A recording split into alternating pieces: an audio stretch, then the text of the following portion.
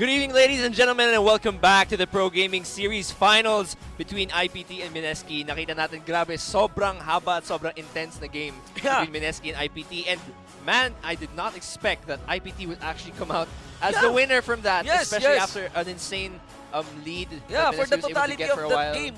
For the totality of that game, ang laking tanong against IPT. Yeah. Yung nangyari dun sa game na yon. Even actually, talking with the manager earlier on ng IPT, he was saying we have a 10% chance of winning that game. Yeah. Okay, pero yung mid-game fight na yun talaga, yun yung malaking mistake. We are saying decision-making falls in the hands of Mineski.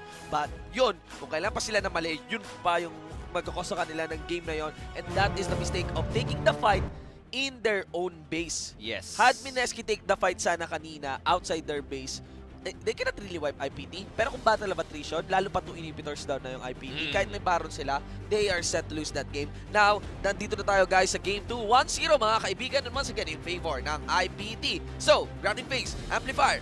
Let's go to the band. So it's going to be Graves, Nautilus, and Twisted Fate banned on the side of IPT. Meanwhile, Mineski is going to be banning Elise, Rumble, and Zillion. Okay, not gonna be giving the Rumble on Kaigo now. Yeah, okay, so better ban that.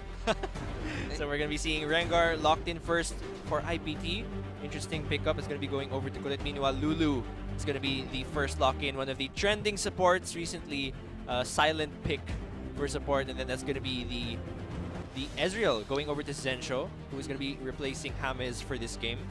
And then we're going to be seeing Lucian going over to Hate, who has, FYI, been played recently more often because of, in case you guys didn't know, this is the patch 7.5 that we're playing in. Nag-aral si Hate, no? Oo nga. There's going to be the Malzahar. So it's going to be Lucian, Malzahar for their bot lane. Meanwhile, Gragas might, yes, it will be the last pick for this first rotation. Vlad being banned. Okay. So ayaw na nila makita yung Vladimir ni Light. Meanwhile, never, ever giving that Zed over to EXO, which has really proven problematic for all teams when they go up against EXO. They are banning the Warwick as well. Yeah. Okay. This is a flex pick for Mineski because they are willing to play this on the both top lane. Yeah, on both jungle and top lane. And then that's going to be Syndra banned against Light. Cannot be denied na si Kaigo naglalaro rin ng Gragas kasi sa top lane. Actually. Okay. So it's going to be a flex pick. This is going to be Poppy finally giving the Poppy going to JLC. And Ari this time going over to Light. So it's going to be Ari onto Light, and then possibly, yes, it's going to be the Orianna going over for EXO. I've been waiting for this pick. Actually, nagtaka ako. Bakit Ari kanina? But walang, unang-una kung ba't nag-Ari si EXO, considering that we really didn't see him on the pick recently, or ever. And then, I was wondering why there was no Orianna. Kasi Orianna, I think, is in a pretty good spot right now as a mid laner, so this would be interesting to see if Mineski, EXO-Sen can play this Orianna pretty well, but the final compositions have been locked in. Let's take a look at the team of IPT. So they're going to be having double assassins here. They have the Ari and the Rengar, and JLC will be on a Poppy, which we know he's very, very comfortable on. Walang Renekton. Well, Renekton falls into the hands of Kaigo.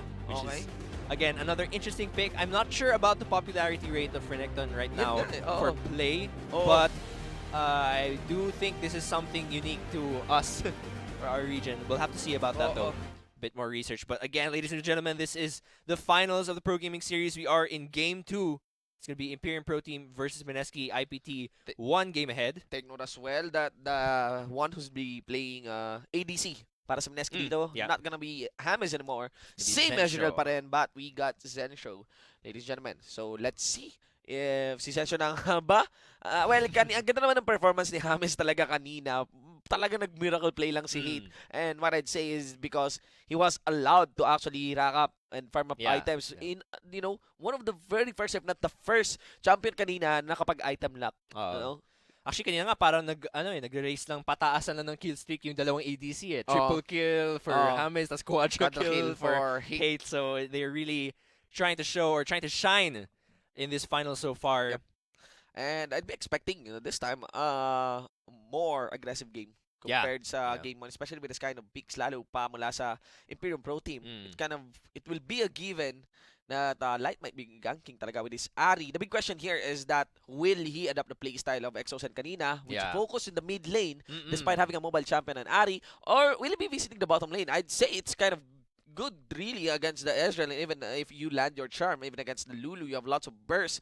Tapos pina-follow up pa yun ng isang Lucian and of course the Malzahar. Yeah, yun talaga yung pinag-usapan natin kanina, di ba? Na it was weird EXO not roaming on the RE all that much.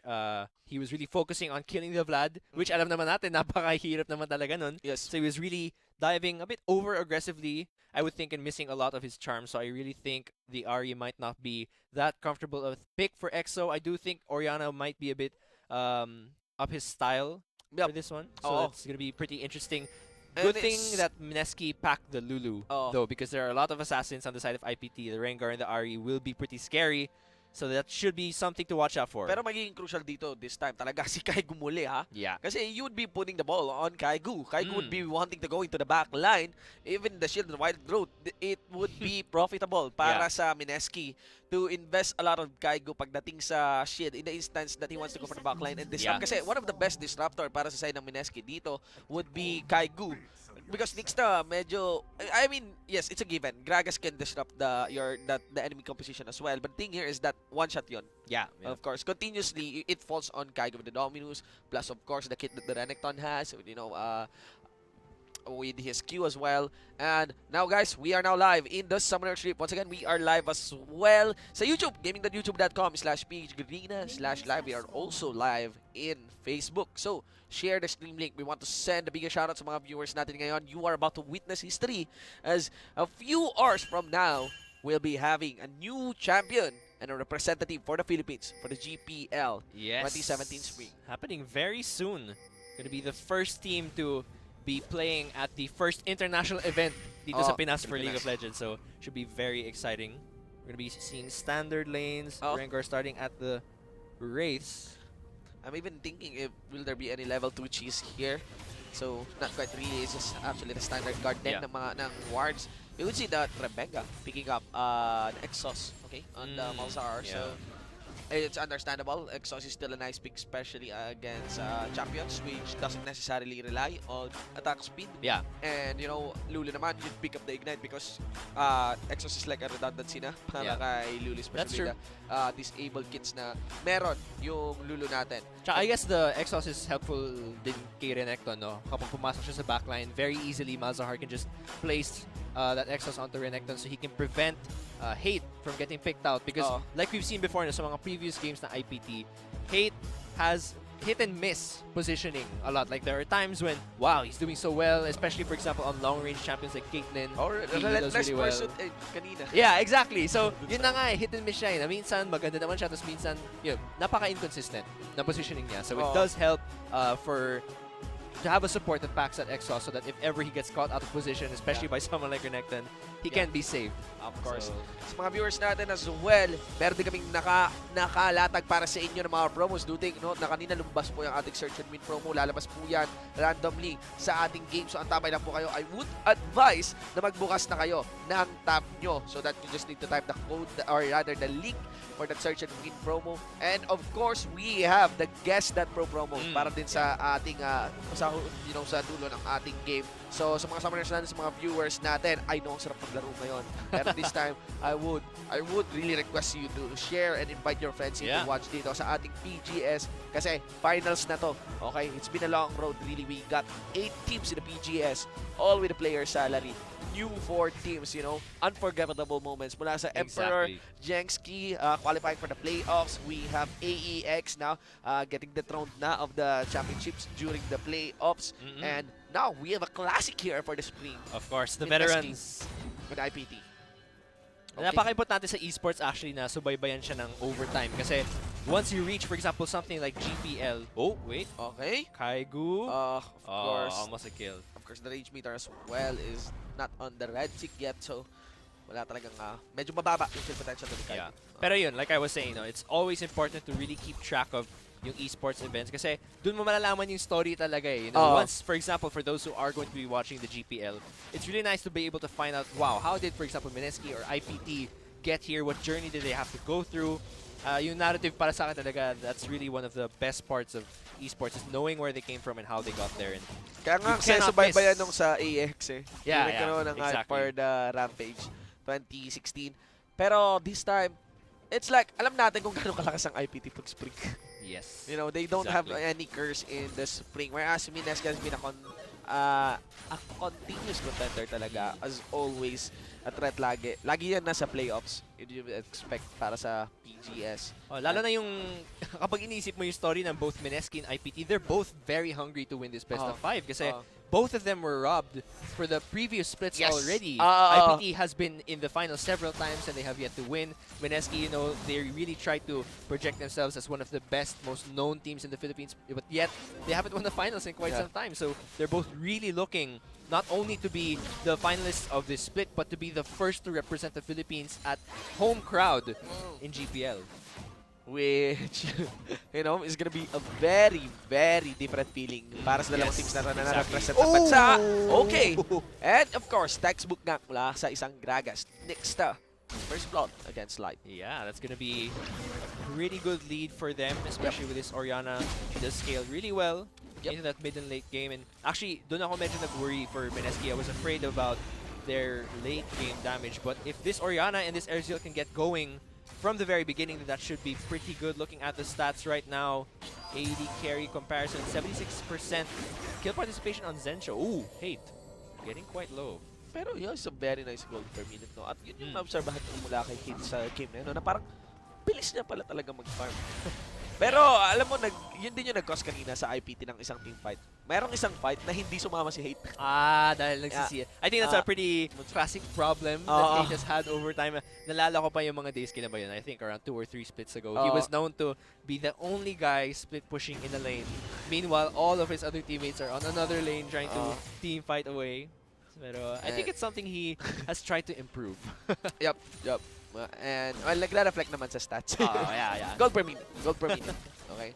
So, for that, Light's gonna be opting in picking up 2 Doran's ring so we can offset the lane control na meron ng isang Orianna. But this time, of course, here we go.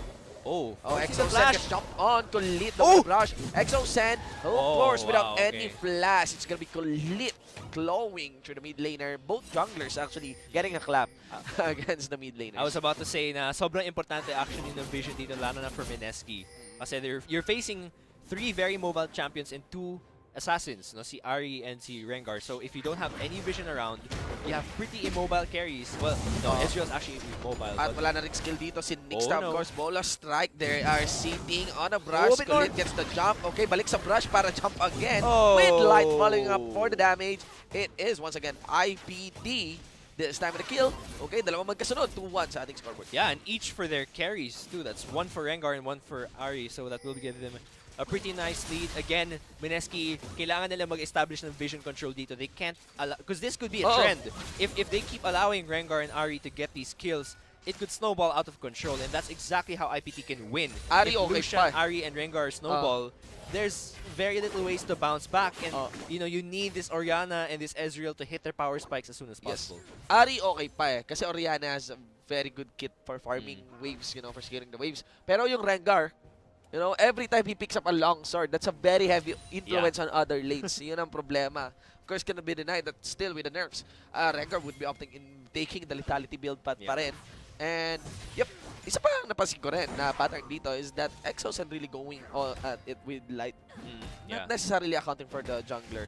This is the second time, by the way, Kanina is yung tower dive ni Exosen against Light. This time, it's a face check on the brush. Naisip ko nga, I wonder what kind of mentality he has for this game. Kasi we've mentioned, you know, a lot of times before, and I have actually also said before that I thought Exo is probably one of the best players overall here. But I'm thinking, baka kasi iniisip niya, there might be carry pressure on him, which is why he's playing so aggressively. He probably feels that I have to carry my team. I have to really do my best so we can win this game. And I think that might backfire kasi if you're so aggressive and you feel there's so much pressure on you when really there's none, you might be making these wrong decisions. Unnecessary takes as well in engages. But this time in the top lane, let's see JLC versus Kaigu. Kaigu has the rage, but of course the Kudos is not available. The minion waves, of course there's a kind of minion. Kaigu will flash in.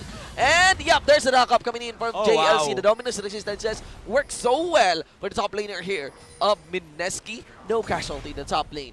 Yeah, very close call, but Kaigu knew that he'd have the upper hand when it comes to dueling. So brave to flash in, and Light. And my guess is alam na alam ni JLC yun. Oh, rather not gonna go for Exocen this time onto Nixta. There is the shield. Where is the shockwave? And it's quite late. Doesn't save Nixta. Orb of Deception onto Exocen. 3-1, and that is for IPT. And that's another kill going to Rengar. Keep in mind, again, Snowball is the name of the game for IPT here. Yeah. That's gonna be and that is Kulit, nako. The thing about Kulit, I'd say, compared to Nixta, I mean, observing the regular season is that IPT actually rotates in accordance with Kulit. Yeah. Whereas Nixta is actually just reactive sa mga lane. Yeah, si JLC tsaka si Kulit. Sila talaga yung parang go button. Once they say go, all in. So a lot of Except kanina nung sabi ni JLC, go! No! Sabi nung apat. Pero most of the proactiveness, no, it really does come from Kulit and JLC, the main initiators of IPT. Yeah. And that combo from Oriana, mawawala na yun. Lalo pat naka-Negatron Cloak na dito si Light.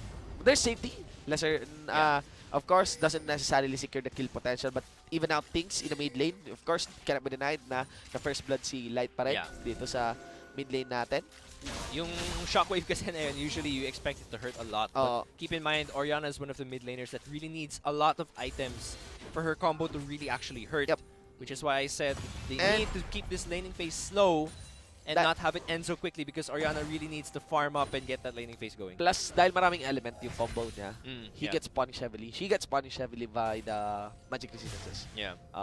Kasi bawat skill dun sa tatlong combo na yon para makapag-Thunder Lords Decree ka full combo. Lahat yon merong tagpi-tagping reduction mula dun sa MR. That's why this Negatron Cloak is such a good pickup for Light. Let's see as we are seeing setups here in the bot lane. Might see a gank. Kulit does have the ult up. They know na, of course, wala si Light dito. Okay, flash in! Ang haba naman ang tether na yan! Wow! Can't believe na pwedeng umabot pala sa ganon. But here's the startup, ladies and gentlemen. And you can see na IPT is the aggressor on this one. Summoner spells, of course, that would only be the hands of Red's Zensho, though, will be forced to use 2 times the summoner spell. So, you know, a small victory for IPT. Yeah, they do burn a couple of summoner spells. Oriana, though, gonna be getting a pretty big CS lead, almost equivalent to a kill. That's 91 to 73. And we'll see if they decide to put any pressure on Dragon Earth, or rather Mountain Drake. It's gonna be the first Drake here, which will be very useful, especially for MSK, since they are looking to kind of poke and siege with this composition. Oh, TP! Yes, and they know that Rebs has no ultimate. The target is Rebs. Oh my God. Not Hate, but why not include Hate? Hate will be forced to flash away. So hindi nila tinarget si Rebenga. They target Hate. So that's one summoner spell even out in the bottom lane.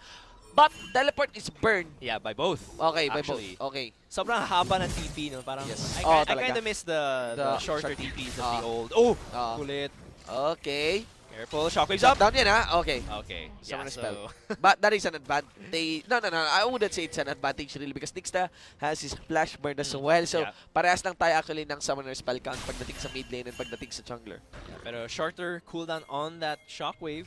It'll be up again in just a bit. And that's going to be Mineski starting off. But there's a scuttle. They're on top of a scuttle. So IPT sees this. Rengar, though, no too plans. far. Yeah, and they did just burn his flash. So this is going to be an easy Mountain Drake, which, like I said, gonna be helpful for Mineski. Poke and siege. Solid game, no? Yeah. And, you know, considering a veteran team, they're very capable of offsetting this kind of early Dragon lead. You know, sometimes may opinion nga ako na you'd really wish for the Infernal Drake. Pero mataas ang effect ng Cloud Drake actually din. Yeah, it's early pretty nice. Especially if you use it properly with the nice team comp. Cloud Drake would be really useful on IPT, right?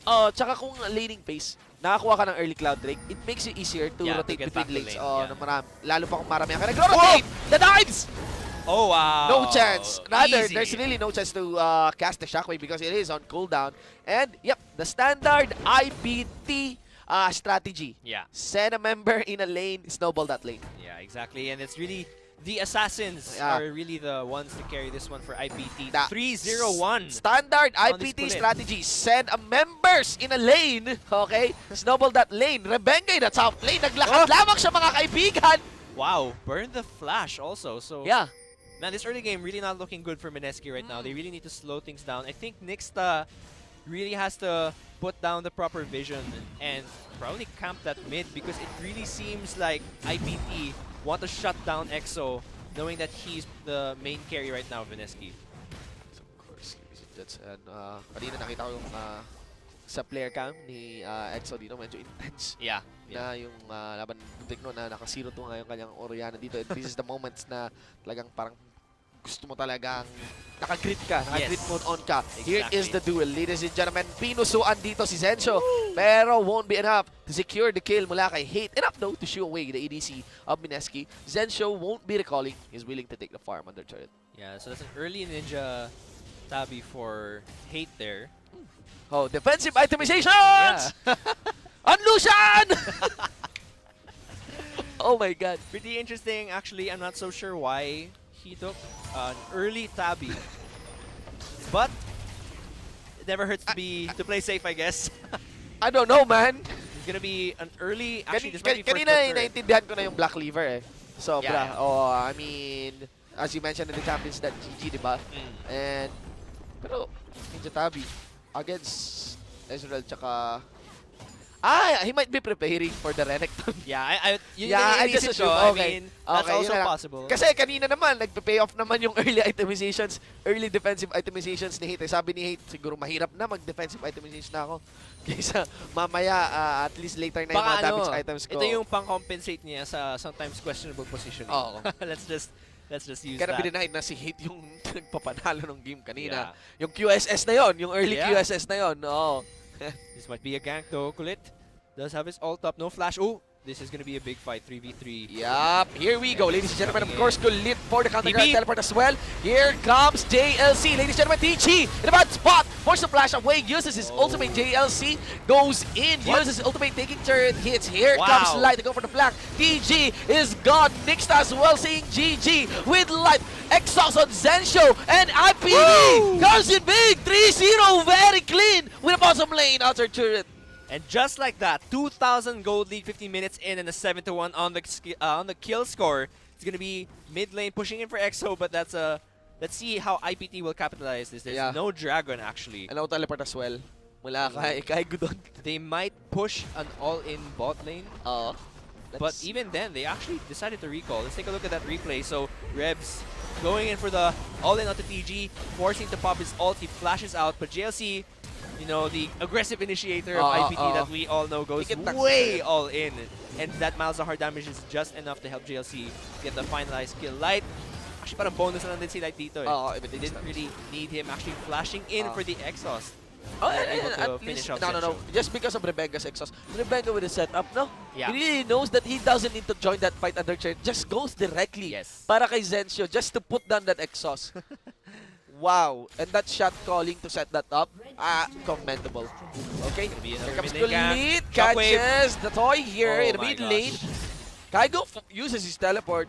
Yep, clearly, masyadong late na. I'd say, it's too late in a sense na the moment na nakalabas ng river si Kulit, it's very likely mamamatay sa Exocid doon, knowing na wala siyang flash. Yeah, I mean, this is also huge kasi naka-Abyssal Scepter na rin si Light. So any kind of mid lane gank from both Oriana and Gragas will be heavily MR reduced because of the Abyssal Scepter. Plus, Blade of the Ruin King is up for Lucian. I get a feeling na Mineski is still tending to their wounds mula doon sa Game 1. Yeah. I think the Game 1 really took a toll sa moral nila. Yeah. Observing this game, napaka-conservative nila sa game ngayon. Whereas IPT, they're just cashing in the momentum. Okay, the top lane, Kulit. He got the third stack, of course. For this Rengar, and in the mid lane, Zensho, though, dueling with Light. One final Ignite Shield from Exo Sen. This might be the signal to go all in. Shockwave, still not available. But of course, there's a combo ultimate as well mula kay Zensho. Not quite the damage that hits the mark. 8-1 pa rin sa ating scoreboard. And, yep, ang kailangan dito ng Mineski is to regain their calm, their composure, and wait for the mistake ng IPT kasi observing kaninang game, kayang-kaya ng IPT na magkamali. Yes, exactly. They just need to slow things down. IPT, though, putting pretty good vision up in top lane. Dragon is coming up in 40 seconds. Let's see who's able to set up for that one first. This will be helpful for IPT, though, kasi yung poke ng Mineski with this Oriana and this Ezreal will be very annoying during sieges. So the Ocean Drake with that regeneration will be pretty useful for Yep. either team. But let's see. I think Mineski really not off to a good start here. I feel like the laning phase was ended way too early. A lot of turrets have already gone down, and EXO does not even have. Well, he just finished his Morelanomicon, so things not looking so good for the carry. And we'll have to hope that Zensho can try and pick things up faster than EXO can. They need, you know, those sweepings, counter the vision that Rebecca is establishing, or better yet, is actually catch him, diba? Yeah. Mahuli mo yung nag-set up ng vision because right now, in this phase of the game, Mineski wouldn't mind getting 3 kills. Okay. Man, Mineski really wants to get the 5v5 here. Yun yung actually na talagang hinahanap ko eh. Oo. Kasi IPT, they don't mind these separated fights because it's what they live for. Oo. It's the 1v1s, it's the 2v2s, the small skirmishes around the map. You put down the Malzahar ult, the Kulit comes in to finalize the kill. He's 3-0-3. Yeah, and right we know now. what happens when Zensho gets his bleeds. Yeah.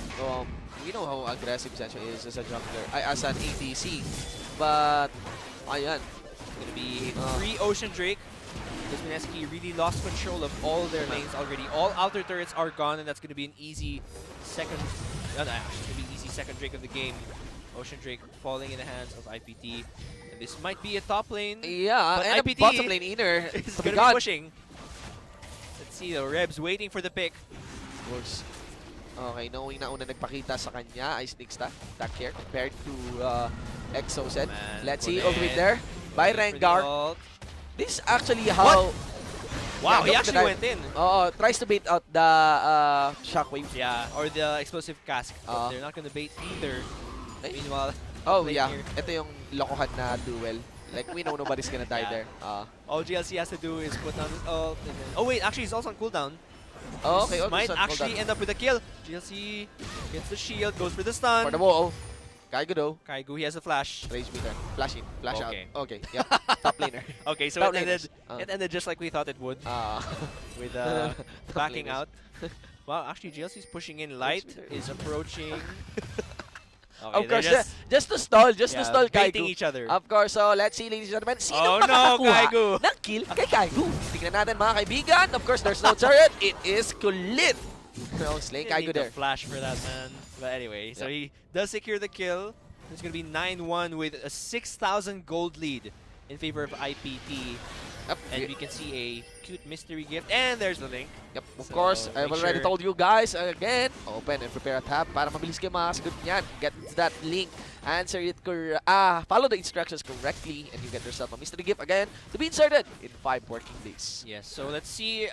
IPT is actually pushing up top lane. No one there to defend mid, Ang weird ng, which was kind of weird. I think Ari Uh, should have stayed at mid to clear that wave, but they are going to be pushing top now. Ang weird ng early game na to, this is very synonymous with the game against AEX, where IPT picked up a very aggressive composition and just rushed it early on. Oh, Light, where are you going? Okay, here is Rush. there's gonna be a fight here on the right side. Jungle, Kaigo receives the ultimate mula kay Rebecca. Kaigo will not go down, receives the ultimate mula dito kay TG. And still nobody's going down as the tanks nagagamit sila lahat. Nix na going so low in the backline. Nandoon si Poppy. And you can see the TG now gone. Only the cash out no, of JLC. by JLC though. He's taking about position. Hindi maka-follow up yung mga kalaban. JLC says yes, IPT says no. 1-for-1 between these two teams. That was a weird interaction there. GLC eing in and then getting stuck. So actually wala na siyang choice. Kailangan na niyang i-full commit niya kasi wala na siyang flash. But anyway, that was gonna be a pretty good fight because this does end up with an inner turret for IPT. So they have 5 turrets to the 2 of Mineski, and the gold lead growing ever so slowly. Right now, I know Mineski is a key. Okay, wait, I don't Yeah, actually, let's look at the replay. TG being forced to pop his ult early because he was focused, and that does actually give Mineski some time to put him down. But Kaigu was a real victim of that early part of the fight because he tried to Dominus pala. spam and encountered hate. Nice reaction time. He's able to dodge a huge amount of damage from that shockwave. So sadly, EXO not able to get the maximum amount there. Is that a failed flash by Light? I'm actually not sure. But that's a lot of damage onto Nixta. Hate really with a lot of the early game damage here. And that laning phase, again, going so much in favor of IPT because the laning phase leans so much in their favor. This is why the gold is really becoming crazy and out of control. And Hate of course, with the 1v1. Renekton. scale falling off in the late game. Or rather, hindi pa nga late game to, mid game to. Ayun ang problema talaga ng Renekton. You're like a sitting target, you know, when you get kited. Malaking counter sa kanya ang sustained damage, mga kaibigan. And ito na nga, ang gusto natin maintindihan dito ay paano pa makakabawi yung MSK. Again, as I mentioned, understanding the conditions and the mindsets ng mga players natin. Malaki ang toll ng isang game. Pero tulad ng game 1! Rebecca though with a flash in! Wow! Wow, that's a max range! Okay, Nether Grasp. Didn't expect that to connect. And that's how Rebecca does it. This is exactly how IPT can win because when you go for these unorthodox, out of nowhere flash engages, this is what prevents MSK from slowing down the game. Yeah. Oh, and just like that, if you make that pick up in the mid lane, that actually is going to become the key to open this inhibitor turret, but not quite. Again, yung puso dito ni Hate. Kaya nilalatag para sa MSK. Medyo nag-overcommit si JLC doon. Yes. Diving all the way in na walang kasama. Pero anyway, again, that's how IPT can they really need to create chaos against MSK. Kasi the moment that there is a still time during the game, that's only helping MSK, right? Because they want to prolong the game. They want to get the 3 item spikes for Ezreal and Orianna, who are currently only on 1, by the way, which is why it's really taking so long for them to deal that amount of damage. So IPT, they have to keep the chaos going. They have to keep running after the objectives and going for the ballsy plays. Rebecca has to keep flashing in before the Quicksilver sashes come up as well. But it could be capitalized kung ma-anticipate yun ng MSK. Like, predict that. Watch out always. Laging possible yun, mga kaibigan. Yun ang iisipin ng MSK. Nagsabi sila, mga kaibigan.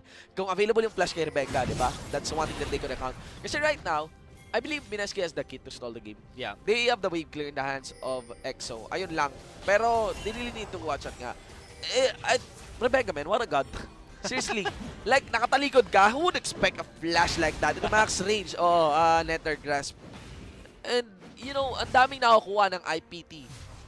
Just because of the setups and initiates na ginagawa ni Rebecca. Like, Rebecca isn't exactly a god because he did that. But what I like here is that IPT is always on the same page when they're doing everything that they're doing. Because minus JLC. Yeah, like, well, yeah. Pero all Rebecca has to do is to make the call, and then IPT just have to be on the same page for the call. So that's what I like at least about IPT, is that you're sure that when someone makes the call, everyone trusts him. Tapos all in na kayong lahat, walang mag-hesitate.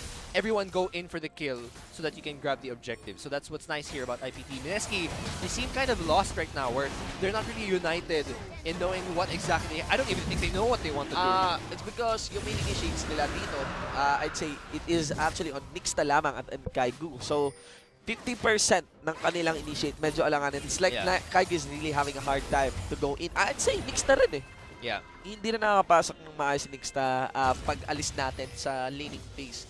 Pasok natin dito sa mid-game phase. Looking into the itemizations, ladies and gentlemen, cannot be denied. Ang laki ng lamang dito kay Light. That's a 4-1 for Ari with an extra I mean a 1-4-1. Oh, Abyssal. Abyssal Scepter. 1-4-1 kay EXO set. 4-1 for kay Light. So the way I see MSK winning here actually is medyo kailangan talaga nilang makakuha ng kills or ng gold. Kasi the way I see them winning is that you have probably like a 1-0-4 split push where Kaigu's split pushing at one lane and then you have the rest of the team trying to fight in another lane. Kasi ang daming disengage in MSK. They have the Lulu ult, they've got the Gragas ult, and then you have the Shockwave. There are a lot of ways to turn the fight around. It's just that they don't have enough damage and items to get themselves going. Look, EXO even went for Rabadons. I wouldn't recommend Kaigo though to lang Hate. Well, ang daming kit ni Hate ngayon na para encounter yung flank dito ni Kaigo. Wow, Ninja Tabi, man. Ninja Tabi.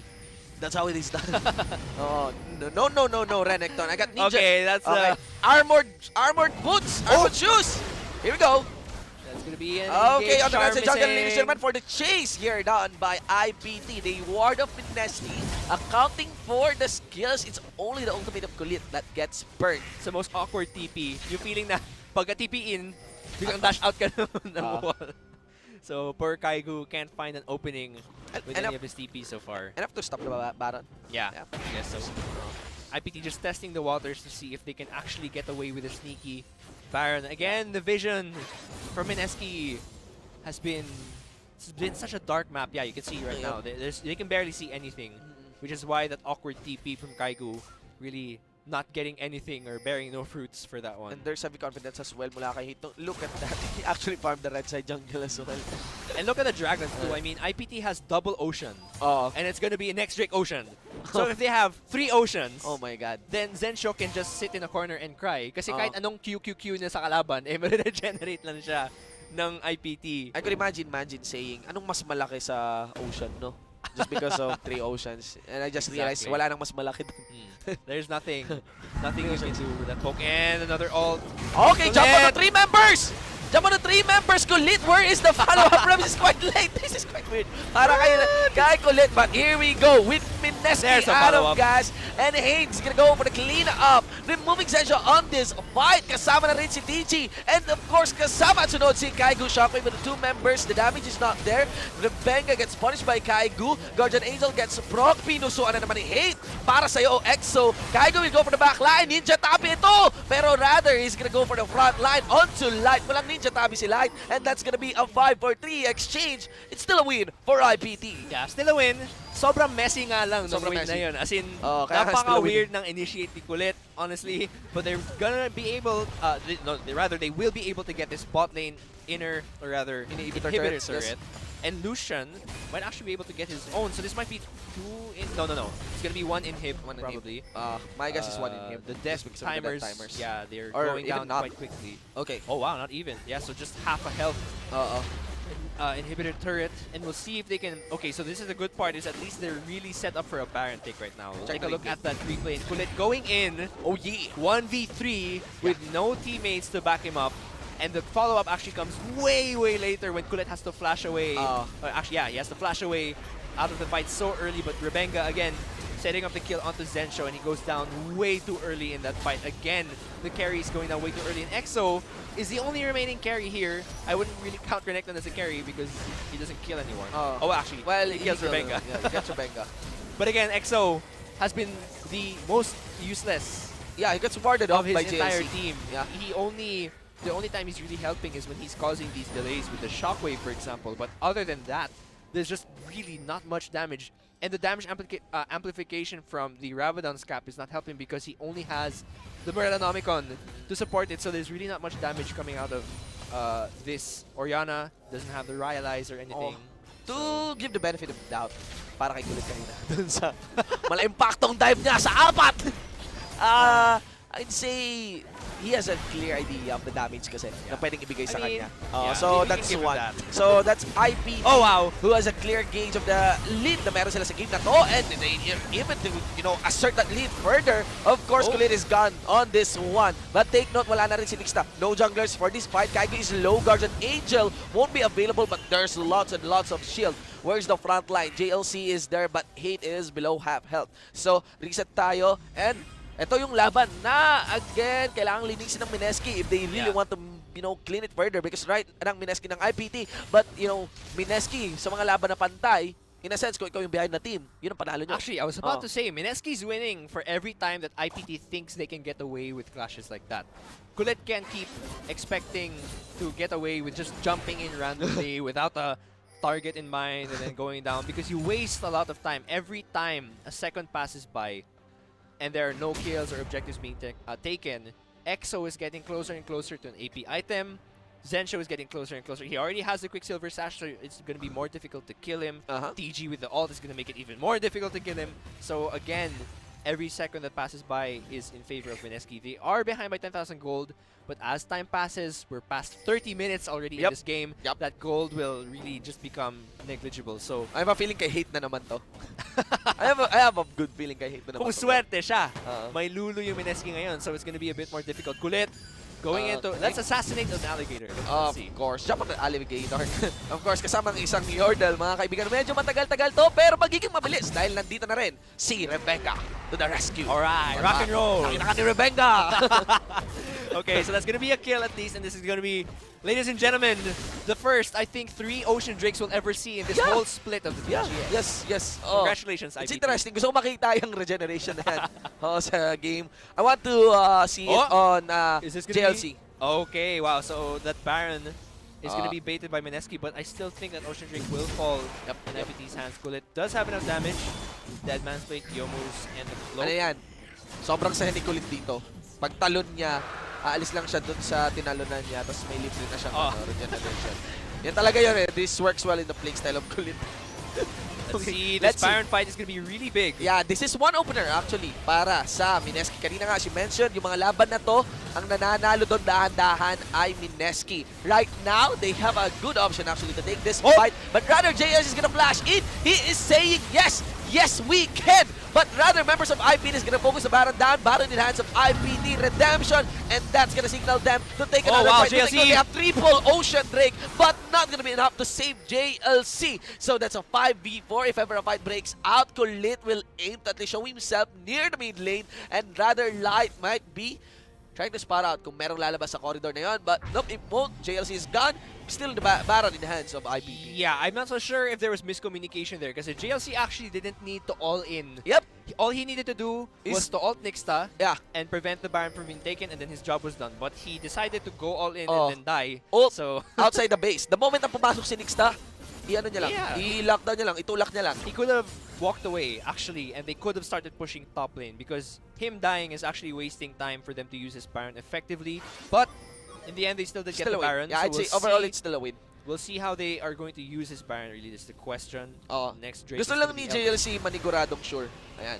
Maniguradong sure. JLC, yeah, he does put down the ult onto Nixta, and there's actually no smite that comes off here because Kulit is too far to smite. Actually, it's kind of weird. That was I was gonna say Zensho could have actually tried to steal the Baron kasi walang smite.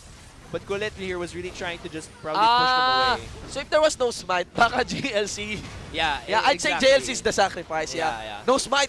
I got you covered, bro. Yeah. So it pushes them all away. Kasi the only reason, the only legit reason para si JLC ay mag-dive doon is that to really surely secure nga yung Baron na yon, like really reduce the chances of that Baron getting stolen.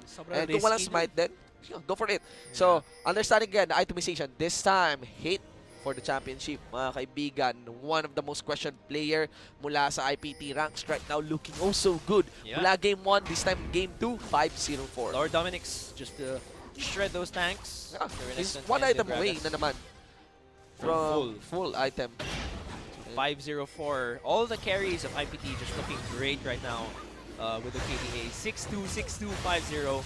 Very clean. And an over 10,000 gold lead. Ken Mineski, I don't think they can delay this any longer. Ayan, there's the final fight. There is the flash in, the flash out, and Nixta, it's the same scenario. Rather, kanina rin ang sumugod kay Hate ay si Nixta on the base of Mineski. This might be the final fight. Wala na si Nixta. Wala na rin lahat ng inhibitor turrets. Wala na rin inhibitor. Wala na rin tayo maiintindihan dito sa laro. It might be the game as JLC is being collapsed on by Mineski. They are just going to wait for the Venus. The redemption. Of course, my God. Rather the bang of the ultimate. All in onto Kaigu. The crocodile will be sent to the heaven temporarily kasi may Guardian Angel. Now he is back at it again. Down to earth. Gone as well. 3 members gone. The game 2, ladies and gentlemen, with a triple Ocean Drake in their hands. Mineski will fall into the hands of IPT. This is game 2. Game set for IPT in game 3. And 2-0, ladies and gentlemen, in the finals. 1 game away from the rivs of the Philippines in GPL. I did not see this coming. I did not see this coming as well. This kind of pick up na IPT sa classic momentum. They started from the bottom of this gauntlet and moved all the way up and are actually looking not to give Mineski a single win. Just when we thought there were actually people, including myself, who thought Mineski was going to actually have a chance of winning this. But again, when you look at the lane matchups, especially in this game, you can see that there's a very big difference in the laning phase. We've never really seen, we've only ever seen Mineski fight IPT in 2 games, and that was a 1-1. So even though Mineski was on top of the scoreboard, we didn't know how it was going to be head-to-head when these guys fought in the finals. And now we can see there's a problem, especially when it comes to champion pools. I don't know what Kaigu's going to play. I don't know what EXO's going to play. And I don't know what kind of playstyle they're going to adopt knowing it's their last game. Oriana is okay pa naman. Ang nangyari lang is the face check on Kulit doon sa brush. Kulit was stellar on this Rengar. I was curious bakit na-open yung Rengar dito ni Kulit. Yun yung malaking tanong. Kasi ang solid ng performance ng Rengar ni Kulit nung laban nila with AEX. Okay? What I want to mention as well is yun nga kay Kaigo, they really need to fix this one. They really need to find that champion. Kung hindi ma-shoot yung Nautilus, Okay? Right now, the Ay. Warwick has been banned. Okay? Gragas has been banned as well. Okay, ng IPT dito. So, no. Yan, Gragas is still available. I'm curious. Will it be better if Kaigu has the Gragas? Kasi right now, ang taas ng win rate ni Kaigu on the Gragas. To check, if I'm not mistaken, Kaigu has a win rate of 100% on Gragas. Okay? So, that's one. This is a piece of the puzzle para sa MSK. The big question here is that I'm for IPT. That's my call for this one. But I was saying at worst it's a 3-1. Yeah. I don't believe in a 3-0. Yeah. And my guess for the game 1, game 2, it would be a 1-1. Really didn't expect etong 2-0. I'd say you'd be expecting close fights for this game. Yeah. And this is not really that close. Itong laban na to. Yeah, game 2 was way different from game 1. Yes, it's way different. And I'd say it's because of the malaki yung effect nga nung game na yun. Yeah. Nung nangyari doon sa game 1, yung turnaround sa game 1. Yung sinasabi ko din kanina, di ba? Ang laki ng effect ng pick and ban. We knew that if you were having players who've been around for probably the same time, pareho silang veteran, they have pretty much the same amount of experience. In the lane, there aren't really that much differences. So you look at the pick and ban, and I think MSK is struggling. They can't find the right team composition or champions to put on for example, Kaigu. So I'm really worried for MSK here. But IPT really showing na kahit sa bottom sila nag-grounded nagsimula, we saw the hunger ever since Rampage 2016. It was a huge disappointment, and now they're looking to really redeem themselves. We'll see, ladies and gentlemen. Again, game set na po para sa IPT. There's a good chance. There's a good match point na yun para sa IPT. Anytime, okay? Doon sa game 3 na yun, meron na tayong bagong champion. Ang IPT yung magiging representative natin si GPL. That is the question, of course. It cannot be denied ng kalaban nila dito ay MSK, okay? MSK pa rin ito. And my expectation is still there could be a turnaround. The big problem about this turnaround is, actually, kapag nakuha mo yung 2-0, tapos bigla ka na turn around sa game 3, ang hirap ng momentum, lalo na pag umabot ng game 5. Okay? I see clearly what MSK would want to work on is really get that momentum, deny that from IPT, because once they get that momentum, reverse they sweep. are set for the reverse sweep. Ganun lang naman kailangan mo for the reverse sweep talaga. Take the game 3. Okay?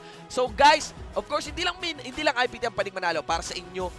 Para dito sa episode na to, we also have you viewers and summoners. Kanina merong nanalo sa ating search and win promo. This time, guys, Guess That Pro. So, for our Guess That Pro, ladies and gentlemen, what we'll have for the clue is he is discovered by his team after consistently placing top 10 in the challenger ladder. He played as jungler last split and has a record of 3-0 with Varus. Yes, so enter that link right now and make a guess. Take a guess, rather. Malaking medyo medyo challenge to, no? This is a bit of a challenge, actually. Hindi siya yung mga hot pro players na katulad ni JLC, ganyan. Siyempre pag finals. Okay lang sabihin ko si JLC kasi napili na si JLC kanina. So, very unlikely na si JLC to. Jungler last split. 3-0 with Varus, jungler last split. Sa mga maalam sa PGS history, this is gonna be your time to shine to get that.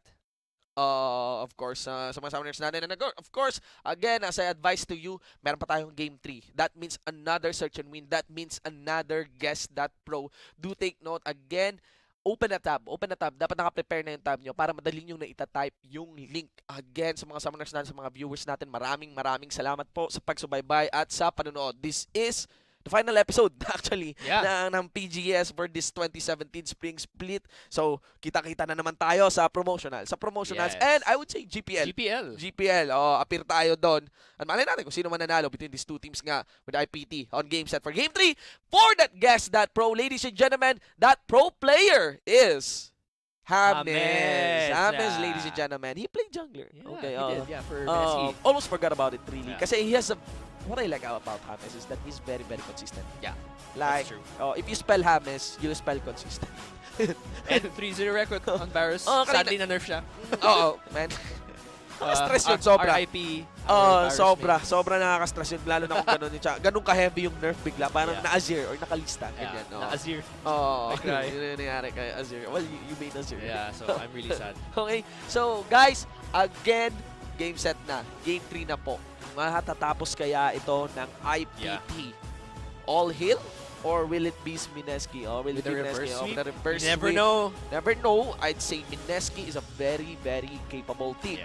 Again, guys, Be sure to follow the PGS Facebook fan page. Be sure to check out our updated website. We actually have a preview para may background kayo ng mga sinasabi namin dito sa ating laban dito for the finals para dito sa PGS 2017 Spring Finals. Be sure to check out that article that is on the website esports.garena.ph/PGS. And as we mentioned nga, GPL will be hosting the Garena Premier League, the prestigious international league for the Southeast Asian teams or League of Legends. Dito po yan gaganapin sa Pilipinas, sa Samsung Hall. For more info about that event, April 12 to 16 po yan ha. Okay, it's April 16 yung event. Yeah. And ayan, yung finals natin.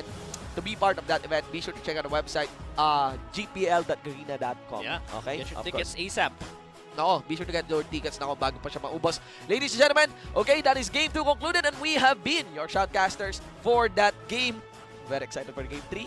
Okay, I wish you moving on for an eye. And of course, with me is Amplifier, ladies and gentlemen, the Pro Gaming Series 2017 Spring Split Finals. Hardware Bacchus Energy Drink, drive your energy.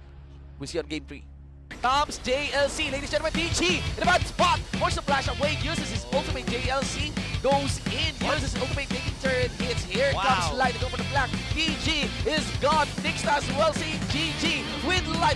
Exhaust on Zensho and IPT does it big. 3-0, very clean with a bottom lane outside turret.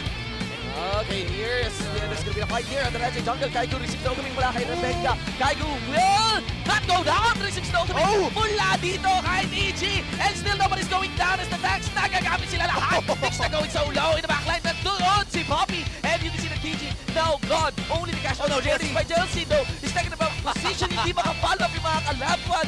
JLC says yes. IPT says no. 1-for-1. The mga 3 members kulit. Where is the follow-up? This is quite late. This is para kayo na guy kulit, but here we go with fitness out of gas and Hates gonna go for the clean up. Removing Zensho on this fight. Kasama na rin si DG and of course kasama at sunod si Kaigu Shock with the 2 members. The damage is not there. The Venga gets punished by Kaigu. Guardian Angel gets Brock. Pinusuan na naman ni Hate para sa'yo EXO. Kaigu will go for the back line. Ninja Tabi ito. Pero rather, he's gonna go for the front line onto Light. Walang Ninja Tabi si Light. And that's gonna be a 5-for-3 exchange. Oh, that's IPT. Oh, wow. Who has a clear gauge of the lead na meron sila sa game na to. And they even, assert that lead further. Of course, Kulit is gone on this one. But take note, wala na rin si Mixta. No junglers for this fight. Kaigu is low. Guardian Angel won't be available, but there's lots and lots of shield. Rather, JS is gonna flash in. He is saying yes. Yes, we can! But rather, members of IPT is gonna focus the Baron down. Baron in the hands of IPT Redemption. And that's gonna signal them to take another fight. They have triple Ocean Ring, but not gonna be enough to save JLC. Final fight! There is the flash out, and Nixta, it's the same scenario. Rather, kanina rin ang sumugod kay Hit ay si Nixta on the base of Bineski. This might be the final fight. Wala na si Nixta. Wala na rin lahat ng inhibitor turrets. Wala na rin inhibitor. Wala na rin tayo maiintindihan dito sa laro. It might be the game as JLC is being collapsed on by Bineski. They are just going to wait for the the redemption. Oh my God. Rather, the bang with the ultimate. All in onto Kaigu. The crocodile will be sent to heaven. Temporarily is my Guardian Angel. Now he is back at it again. Down to earth. Gone as well. 3 members gone. The game 2, ladies and gentlemen, with a triple Ocean Ring in their hands. Bineski will fall into the hands of IPT. This is game 2. Game set for IPT. And 2-0, ladies and gentlemen, in the finals.